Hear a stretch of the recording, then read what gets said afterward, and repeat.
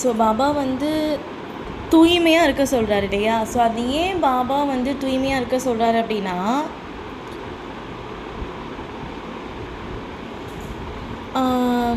இப்போ எப்படி சொல்கிறது, ரொம்ப ஒரு சில பேரால் முடியாது.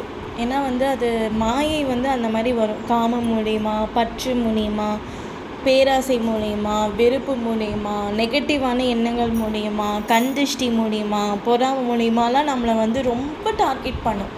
ஃபஸ்ட்டு நான் தூய்மையாக இருக்கேன் அப்படின்னா அதோட கான்செப்ட் என்ன அப்படிங்கிறத நம்ம புரிஞ்சுக்கணும். பாபா வந்து ஏன் தூய்மையாக இருக்க சொல்கிறாரு? ஃபஸ்ட்டு பாபா கிட்ட புத்தி யோகம் கனெக்ட் ஆகணும்னா சத்தியமாக தூய்மையாக இருக்கணும். மனசா சேவை பண்ணாத உயிர் வாழ முடியும். பாபாவோட லைஃப்பில் ஒரு நாளைக்கு ஒரு 1/2 மணி நேரம், மேக்ஸிமம் 1.5 மணி நேரம் 2 மணி நேரம் இயற்கைக்கெலாம் சேர்த்தி.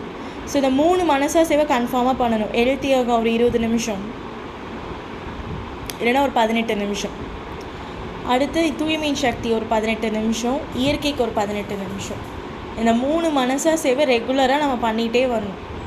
18 நிமிஷமும் யோகா கனெக்ஷன் அப்படி கிடைக்கணும். இப்போ இதெல்லாம் பண்ணணுன்னா யோகா ஃபஸ்ட்டு வரணும், ஆத்மான்னு உணரணும், பாபா கிட்ட புத்தி போகணும். பாபா உண்மையிலேயே என் கூட தான் இருக்கார், எனக்காக வந்திருக்காரு, அவர் வந்து எனக்கு சக்தி கொடுக்குறாரு அப்படிங்கிற அந்த ஞானம் வந்து இருக்கணும். அதுக்கு தான் பாபா என்ன சொல்கிறார் அப்படின்னா, நீங்கள் தூய்மையாக இருங்க குழந்தைங்களே அப்படின்றாரு. இந்த நேரத்தில் வந்து நம்ம தேவையில்லாமல் வந்து மற்றவங்கள பற்றி நினைக்கிறது இல்லையா? ஸோ மற்றவங்கள பற்றி யோசிக்கிறது, ரொம்ப லேசியாக இருக்கிறது. ஏன் வந்து மற்றவங்கள பற்றி யோசிக்காதீங்க அப்படின்றாரு பாபா. நம்ம எல்லாத்தையும் அனுபவிச்சுட்டு தானே வந்திருக்கோம். அது எப்போ தெரியும், நான் எல்லாத்தையும் அனுபவிச்சேன் அப்படிங்கிற அந்த உணர்தல் இருந்தால் இப்போ நம்ம எதையும் தேடி போக மாட்டோம். எனக்கு ஒரு குழந்தை இல்லை, எனக்கு ஒரு கணவன் இல்லை, எனக்கு ஒரு மனைவி இல்லை, அம்மா அப்பாவோட ஞாபகம், புருஷனோட ஞாபகம், பொண்டாட்டியோட ஞாபகம். ஸோ இந்த மாதிரி விஷயங்கள்லாம் வந்து ஒரு ஃபீலிங்கே எடுத்துகிட்டு வராது பாபா குழந்தைங்களுக்கு. உண்மையான மனசோட, தூய்மையான இதயத்தோட பாபா கிட்ட வைக்கிற சங்கல்பம் சிவன் ப்ராமிஸாக நடந்தே தீரும். அது நடக்கலைன்னா தூய்மையான சங்கல்பம் கிடையாது. 2வது விஷயம் என்னென்னா, இப்போ இருக்கக்கூடிய ஜென்ரேஷனில் எந்த ஒரு ரிலேஷன்ஷிப்லேயும் உண்மை கிடையாது. ஸோ எல்லாத்துலேயுமே சக்தி இல்லை. இப்போ மாயையோட ராஜ்யம் விஸ்வரூபம் நடந்துட்டுருக்கு. சுகத்தை கொடுக்குற மாதிரி கொடுத்து ஆப்பு வைக்கிறதுக்கு மாயா ரெடி ஆகிட்டுருக்கு. பாபா ஒரு வானிலை சொன்னார், போன மாதம் நினைக்கிறேன், ஒரு தேகதாரியோட ஞாபகம் உங்கள் புத்தியில் வந்துச்சுன்னா மாயா வந்து உங்களை ஸ்லிப்பரால் அடிக்குது அப்படின்னு சொல்லியிருந்தார். உண்மையிலேயே அந்த வானிலை அப்படி இது போட்டிருந்துச்சு. ஆக்சுவலாக நீங்கள் நான் வாணி வந்து படிக்கல, கேட்டேன். அந்த பிரதர் வந்து அப்படி படித்தார் அந்த வானிலை. உண்மையிலேயே அது எழுதி இருந்துச்சோ எனக்கு தெரியல. நீங்கள் ஆக்சுவலாக ட்ராவல் இருந்தனால முரளி கேட்டேன். அதில் அந்த ஆத்மா அப்படி தான் சொல்லியிருந்தாங்க. படிச்சிருந்துன்னா தெரிஞ்சிருக்கும் மேபி அன்றைக்கி. இப்போ ஒரு தேகதாரியோட ஞாபகம் வந்து உங்கள் ஆத்மாவில் வருதுன்னா மாயா உங்களை ஸ்லிப்பரால் அடிக்குதுன்னு புரிஞ்சுக்கோங்க. மாயையோட வசத்தில் நீங்கள் மாட்டிக்கிட்டீங்க. அப்போ நீங்கள் எவ்வளோ பெரிய கொடுமையான விஷயம். பாபா வந்து யார் கூடயும் பேசாதீங்க, யார் கூடயும் பழகாதீங்க, யார் கூடயும் பேசி சிரிக்காதீங்க, என்டர்டெயின்மெண்ட் பண்ணாதீங்கன்னு பாபா சொல்லலை. அதை வந்து புத்திக்குள்ளே எடுத்துகிட்டு வராதிங்கன்னு தான் பாபா சொல்கிறார். நீங்கள் பட்டு புடவை கட்டலாம், ஃபங்க்ஷனுக்கு போகலாம், சிரித்து பேசலாம், என்ஜாய் பண்ணிக்கலாம், அதில் ஒன்றும் தப்பு கிடையாது. எல்லாமே பண்ணுங்கள், அதெல்லாம் ஒன்றும் ப்ராப்ளம் இல்லை. அது பண்ணுறது வந்து ஸ்வீகாரம் பண்ணாதீங்கன்னு சொல்கிறாரு. இன்றைக்கி நான் ரொம்ப அழகாக இருக்கல, இவங்க எல்லோரும் என்னை பார்க்குறாங்களே, சரி இந்த பர்சன் ரொம்ப நல்லா பேசுகிறாங்களே, இவங்க கூட இருந்தால் இப்படி வர்ணனை பண்ணாத குழந்தைன்றார் பாபா. உங்களுக்கு ஒரு பொருள் இருக்குன்னு வச்சுக்கோங்க, அதை யூஸ் பண்ணுங்கள், யூஸ் பண்ண வேண்டான்னு பாபா சொல்லலை. ரொம்ப வர்ணனை பண்ணாதீங்க, அவ்வளோதான். யூஸ் பண்ணிட்டு மறந்துடுங்க, அவ்வளோதான். இப்போ உங்களுக்கு ஒரு குலோப்ஜாம் இருக்குன்னு வச்சுக்கோங்க, சாப்பிட்லாம், சாப்பிட வேணான்னு பாபா சொல்லலை, அதை மறந்துடணும். ரொம்ப ஸ்வீகாரம் பண்ணக்கூடாது. குலோப்ஜாம் இப்படி இருக்கே, இது எப்படி செஞ்சாங்க, மறுபடியும் எனக்கு கிடைக்குமா, இதுதான் வந்து தேகாபிமானத்தோட பற்று. இது கொஞ்சம் கஷ்டம்தான், புரிஞ்சிக்கிறதே ஃபஸ்ட்டு கஷ்டம், இது அப்ளை பண்ணுறதும் கஷ்டம்தான். ஆனால் மகாரதி குழந்தைங்களால இது ஈஸியாக அப்ளை பண்ண முடியுன்றாரு பாபா. ஸோ எல்லாமே யூஸ் பண்ண குழந்தைன்னு அவனை எது யூஸ் பண்ணாலும் அதை மறந்துடு. அதுக்குன்னு ஒரு லிமிட் இருக்குது. அன்லிமிட்டெட் நான் தான் உனக்கு, அன்லிமிட்டெட் என் சேவை தான் உனக்கு. ரொம்ப நீ அதில் போயிட்டீன்னா லௌகீக விஷயத்தில் மாயையோட கிரகச்சாரம் வந்துடும். அதனால தான் பாபா என்ன சொல்கிறாரு, தூய்மையாக இருங்க, பரம பவித்திரமாக இருங்க, யோகா பண்ணுங்க, என் கூட பேசுங்க அப்படின்றாரு பாபா. ஒரு பாபா குழந்தைக்கு உயிர் மூச்சே அவரோட நினைவு தான். அப்பேற்பட்ட அவரோட நினைவையே மறக்கிற அளவுக்கு ஒரு பிகேஸ் வாழ்ந்தாங்கன்னா அதை விட ஒரு பிராப்தி இன்மை எதுவுமே கிடையாது. அதாவது பிராப்தி இழப்பு, எல்லாத்தையும் இழந்த ஒரு வாழ்க்கை அது.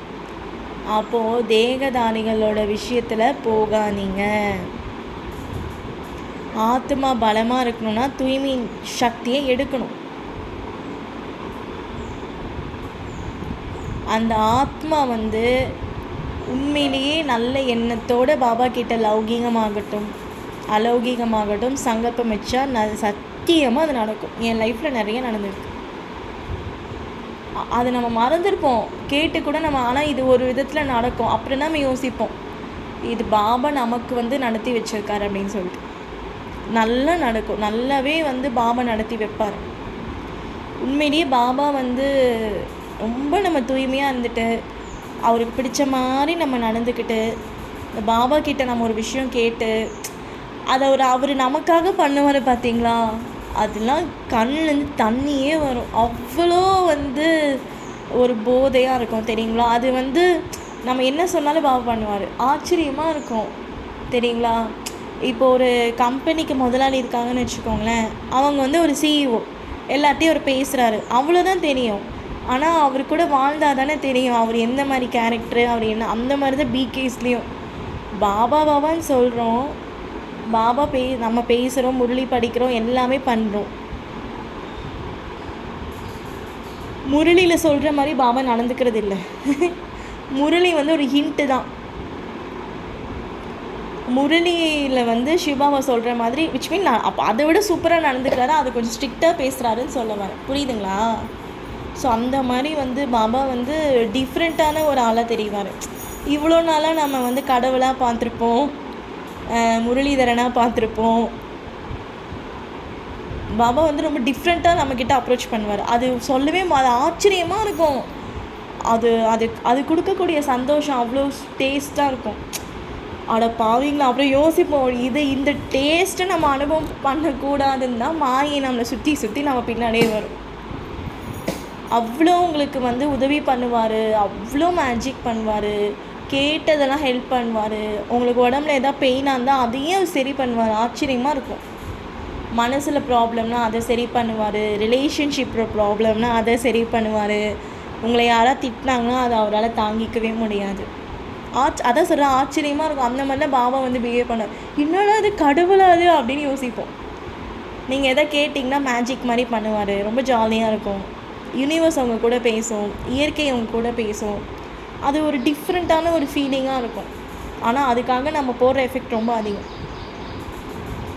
அதே பாபா நீங்கள் கொஞ்சம் தேகதானி நினச்சிட்டு இந்த விஷயங்கள்லாம் நினச்சிட்டு அதே பாபா கிட்டே போங்க, அது வேறு மாதிரி இருக்கும். முரளியில் பாபா சொல்கிற மாதிரியே தான் இருக்கும். நார்மலான ஒரு பாபா மாதிரி தான் இருப்பார். இவர் கடவுள் தான், இவர் சிவபாபா தான் அப்படிங்கிற மாதிரி தான் ஃபீல் ஆகும். நல்லா அவருக்கு பிடிச்ச மாதிரி நடந்துட்டு அதுக்கப்புறம் நீங்கள் அவரோட அந்த ரிலேஷன்ஷிப்பில் இருக்கும்போது ஆச்சரியமாக இருக்கும்.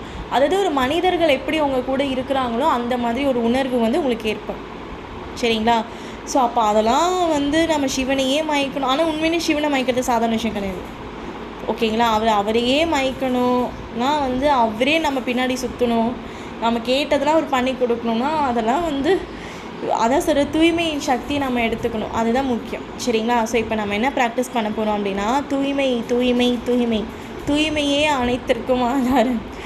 தூய்மை தான் ஆரோக்கியத்திற்கு அடிப்படையான விஷயமே. ஆரோக்கியத்தின் சகாஷ் பண்ணுறோம், பட் அதோட எஃபெக்ட் தூய்மையாக இருந்தால் தான் நடக்கும். சரிங்களா. இல்லைனா இருக்கலாம் பிகேஸ்லேயே இப்போ நம்ம எல்லோரும் இருக்கோம், நார்மலாக இருக்கோன்னு தான் பேர். அந்த எக்ஸ்ட்ரீமோட ஹாப்பினஸ், அந்த எக்ஸ்ட்ரீம் அந்த ஒரு ஹாப்பினஸ் சந்தோஷம்லாம் பாபா அவர் கொடுக்க ரெடியாக தான் இருக்கார். பட் ரொம்ப கம்மியான விஷயங்கள் தான் நம்ம அனுபவமே பண்ணுறீங்க. நிறையா விஷயம் இருக்குது. மொத்தத்தை சூப்பரான லைஃப் பிகே லைஃப். இது எப்படின்னா ஒரு ஃபேண்டசி வேர்ல்டு மாதிரி. இது வந்து வித்தியாசமான ஒரு உலகம். இது வந்து கற்பனை கெட்டாத ஒரு உலகம். சரிங்களா? இங்கே வந்து எந்த ஒரு சரண்டர் சிஸ்டரோ, சரண்டர் பிரதரோ, இல்லை சென்டரோ, இதெல்லாம் எதுவுமே அடிப்படையான விஷயமே கிடையாது. நமக்குள்ளே தான் பிரபஞ்சம் இருக்குது. நான் அது ரொம்ப நாள் கழிச்சு அப்புறம் தான் நானே ரிசர்ச் பண்ணேன். நமக்குள்ளே ஆக்சுவலாக ஒரு பிரபஞ்சம் இருக்குது. பிரபஞ்சம் வெளியே கிடையாது, நமக்குள்ளே தான் இருக்குது. அதாவது கடவுள் இருக்குன்னு தப்பாக புரிஞ்சுக்கிட்டாங்க பக்தியில். ஸோ நமக்குள்ளே ஒரு பிரபஞ்சம் இருக்குது.